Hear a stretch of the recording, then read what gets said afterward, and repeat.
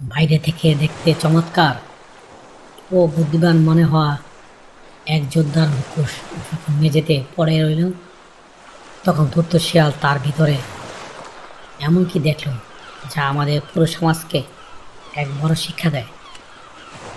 আজ থেকে হাজার বছর আগের প্রাচীন রোম সাম্রাজ্য, সেই যুগে রোমের থিয়েটার বা নাট্যশালাগুলো অভিনেতারা এক অদ্ভুত জিনিস ব্যবহার করত। তা হলো কাঠের তৈরি বিশাল সব মুখোশ। এই মুখোশগুলো বাইরে থেকে দেখতে যেমন চমৎকার, তেমনি নিখুঁত অভিব্যক্তিতে ভরা থাকতো। দূর থেকে দেখলে মনে হতো ওগুলো যেন কোনো আসল মানুষের মুখ। এমনই এক সময় রোমের এক থিয়েটারে অন্ধকার গলিতে খাবারের খোঁজে ঘুরে বেড়াচ্ছিল এক ধূর্ত শিয়াল। সে ছিল বনের সবচেয়ে চতুর আর কৌশলী প্রাণী। সে রাতে খাবারের সন্ধান করতে করতে সে এমন এক জিনিস খুঁজে পেল যা তাকে গভীর এক জীবন দর্শনে ফেলে দিয়েছিল। থিয়েটারের সাজঘরের দরজাটি সামান্য খোলা ছিল। শিয়ালটি পা টিপে টিপে ঘরের ভিতরে ঢুকল। চারদিকে নানা রঙের পোশাক, অলংকার আর নাটকের সরঞ্জাম ছড়িয়ে ছিটিয়ে রয়েছে।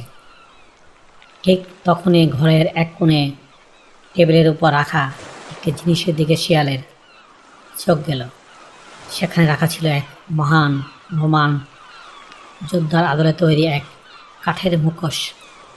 মুখোশটি কারুকাজ ছিল দেখার মতো। নিখুঁত চোখ, তীক্ষ্ণ নাক আর মুখে এক বিরচিত গাম্ভীর্য। ছাদের আলোয় সেই কাঠের মুখাভাবটি এতটাই জীবন্ত লাগছিল যে শিয়ালটি প্রথমেই ভেবেছিল ওটা বোধহয় সত্যি কোনো মানুষ বসে আছে। সে ভয়ে এক পা পিছিয়ে গেল, কিন্তু কোনো নড়াচড়া না দেখে সে সাবধানে আরও কাছে এগিয়ে গেল। শিয়ালটি তার নাক দিয়ে মুখোশটিকে একটু শুকল। কোনো গন্ধ নেই। সে তার নরম হাবা দিয়ে মুখোশটিকে আলতো করে স্পর্শ করল। জিনিসটি টেবিল থেকে গড়িয়ে মেঝেতে পড়ে গেল, আর মেঝেতে পড়তে মুখোশটি উল্টে গেল। তখনই শিয়ালটি আসল সত্য দেখতে পেল। মুখোশটির পিছনে দিকটা সম্পূর্ণ ফাঁকা।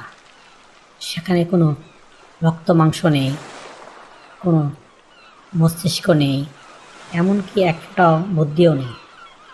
বাইরে থেকে যে মুখটিকে এত বুদ্ধিমান, গম্ভীর আর শক্তিশালী মনে হচ্ছিল, ভিতর থেকে তা আসলেই একদম শূন্য বা ফাঁকা। শিয়ালটি মুখোশটির দিকে তাকিয়ে কিছুক্ষণ স্তব্ধ হয়ে রইল। সে চতুর চোখে তখন ফুটে উঠল এক অদ্ভুত অবজ্ঞা আর করুণার হাসি।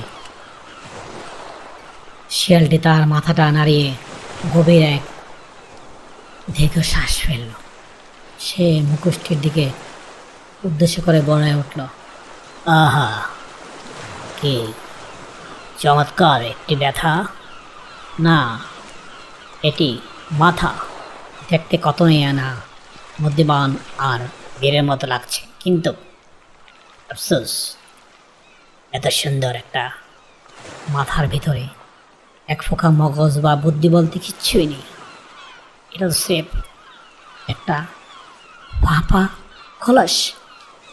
শিয়ালটি বুঝতে পারল এই সুন্দর মুখোশটি কেবল একটি প্রতারণা। মানুষের তৈরি এই সুন্দর জিনিসের কোনো নিজস্ব চিন্তা বা চেতনা নেই। সে মুখোশটিকে মেঝেতে ফেলে রেখে আবার তার খাবারের খোঁজে রাতের অন্ধকারে মিলিয়ে গেল। এই প্রাচীন রোমান লোককাহিনী থেকে খুব সাধারণ মনে হলো, এর ভিতরে শিক্ষাটা কিন্তু ভীষণ গভীর। গল্পের এই ফাঁকা মুখোশটি আসলে আমাদের সমাজে কিছু মানুষের প্রতীক। আমাদের চারপাশে এমন অনেক মানুষ আছে যাদের বাহ্যিক রূপ, দামি পোশাক কিংবা গালভরা কথা দেখে মনে হয় তারা ভীষণ জ্ঞানী, সম্মানীয়, কিন্তু তাদের সাথে মিশলে বোঝা যায় ভেতরটা আসলে একদম শূন্য ও ফাঁকা। সেখানে কোনো নৈতিকতার জ্ঞান, প্রকৃতি, মনুষ্যত্ব নেই। তাই কাউকে কেবল তার বাইরের রূপ বা চটকদার কথা দিয়ে বিচার করতে নেই। মনে রাখবেন, বাইরের রূপ রূপ নয়, মানুষের ভেতরে জ্ঞান আর সুন্দর মনটাই হলো আসল পরিচয়। হ্যালো বন্ধুরা, গল্পটি আপনার কেমন লেগেছে? এই গভীর শিক্ষা সম্পর্কে আপনার মতামত কি তা অবশ্যই কমেন্টস করে জানান। ভিডিওটি ভালো লাগলে লাইকস এবং শেয়ার করুন এবং এমন সুন্দর সব লোককাহিনী ও রূপকথা শুনতে আমাদের চ্যানেলটি সাবস্ক্রাইব করুন। ধন্যবাদ। Thank you for watching. Please subscribe.